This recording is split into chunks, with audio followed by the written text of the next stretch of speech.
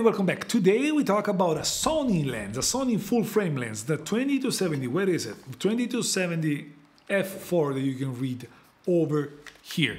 Now you may be asking yourself, hey Luca, what is going on with this Sony full frame lens? You've been shooting Fujifilm APS-C, you've been shooting also Sony APS-C, and you've always said that full frame isn't necessarily a thing. And I'll still stand by that, but I'm a curious guy, and this lens has always had my attention because the focal range that you get on a full frame camera with the 2270 is incredible. And if the lens delivers in the image quality and all the other departments, this is a lens that no one else has. And this is also a lens that would make so many people happy to have as your only lens. Now, if the lens is not super small, but it's not even huge either. So it's a lens that, I mean, it's a very wide focal range, and you can expect that it's not going to be a super small lens, but it's manageable. I used it on a Sony A7C, so the old Sony A7C 24 megapixel body. Thanks Photolucia for this, because they are the shop that I use the most to purchase my equipment. Thanks to them, they gave it to me. I went to London and I shot this lens on pretty much every possible scenario. Landscape, street photography, wildlife, although wildlife it's not necessarily right as a term. I was shooting deers and squirrels at Richmond Park, so stuff that you can get very close to, so not necessarily wildlife, but let's call it wildlife. I shot concert, I shot pretty much everything you can think of, and I was impressed, but we're gonna talk about that in a second. From a build standpoint, this is a G lens. Now let me remove the plastic lens hood. Like all the lenses have plastic lens hood nowadays, pretty much all the lenses. The lens extends a little bit as you zoom, not a big deal, many lenses do. The lens is weather sealed, so it's a G lens, so you get all the good that you get from Sony. It's not super, it doesn't scream, it's all metal build and all of that, but it's a very solid construction. You get your aperture ring over here that you can also declick. Let me find it. You can declick, and now it's completely fluid, you don't hear anything. You can also lock it when it's in automatic, you can lock it here with this little thing over here, you see. And you also get your autofocus, manual focus switch over here and your function button over here. You basically get everything Sony can get you when it comes to lens features. So I'm not going to discuss too much on the build quality. You've seen probably hundreds of videos on that, so it would be a waste of time. Solid build, I like it. Nothing to write home about, but you get everything that you need. Now, let's talk about my experience using this lens for 5 days in London. Well, I was impressed. Now, of course, 24 megapixel don't challenge the lens sharpness too much, so I'm not going to dive too much into the sharpness portion of the analysis, just because this needs more. It was screaming to me, hey, get me more megapixel, I can do more than that, let me show you what I can do. So a review on a 60 megapixel camera is going to come. This is going to be for another video, but it's going to come.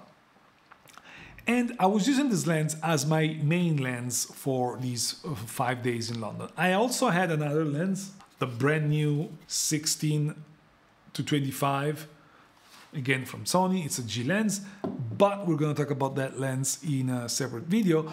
And the only reason why I used the other lens was more for the f2.8 than for the focal range. The 2270 covers so much range that swapping lenses, unless you absolutely need it, you're not gonna do it. And in this specific case, I didn't have to swap lenses for the focal range that much. However, on a very dark environment like a blues concert I was shooting at, I was shooting with the 2270 for sure, but the f2.8 on the 16 to 25 made the difference. But again, we're going to talk about that in another video.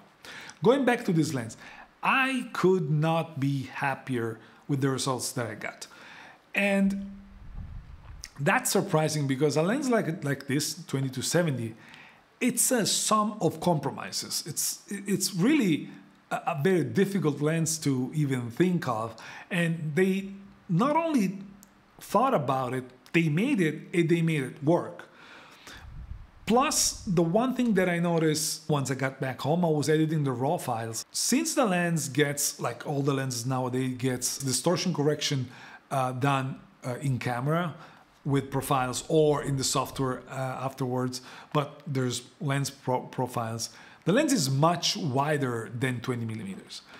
And that means that as long as you don't care about distortion too much, you can take an image that is shot at 20 millimeters, and then in post, when you get to your raw editing file, you can get a wider focal range.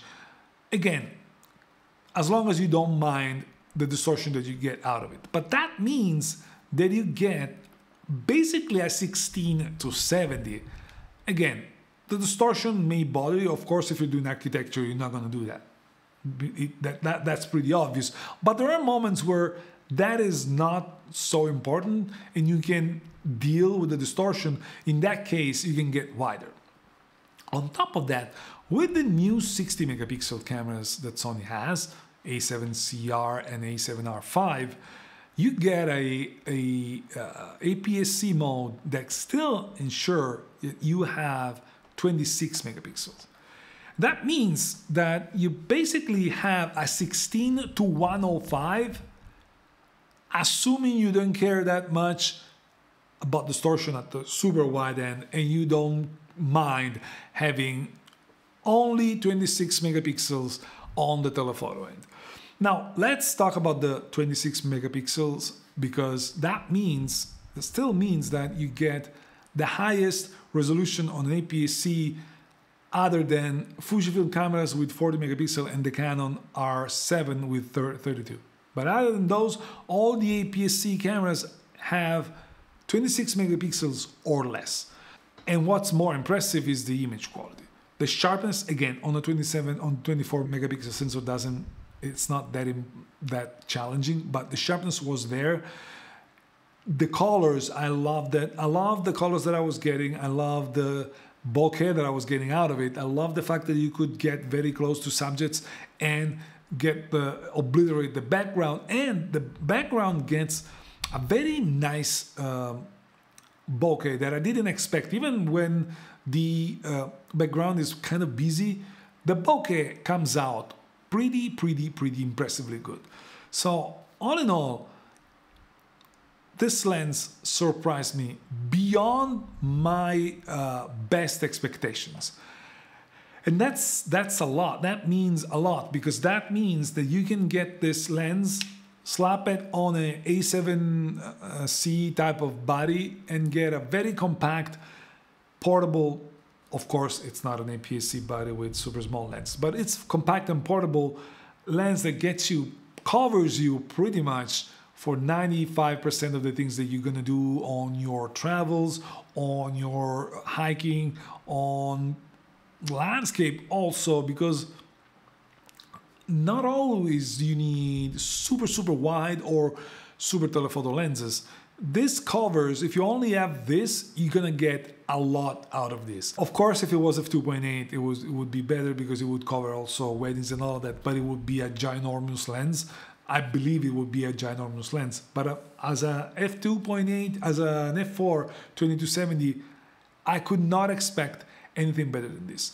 I will have a more in-depth review once I have the chance to try it on a higher megapixel camera, more modern camera, because you get a different color reproduction, you get a different autofocus, you get a different camera basically. And already the autofocus on the A7C was incredible with this. I'm only expecting that newer cameras are gonna get much better. And the colors, I'm pretty sure that the newer camera have a better color science, so I can only expect much better results out of more modern cameras. that's it for now. The one thing that I wanted to mention is that this video is sponsored by Audio. It's Audio, if you don't know it, if you're looking for a platform that covers you with audio files, music for your contents and all of that, Audio covers you in an incredible way, and they are investing a lot into growing and growing and growing, and for that they're getting you a 70% discount code that you will find in the description below on your first year of subscription to their service.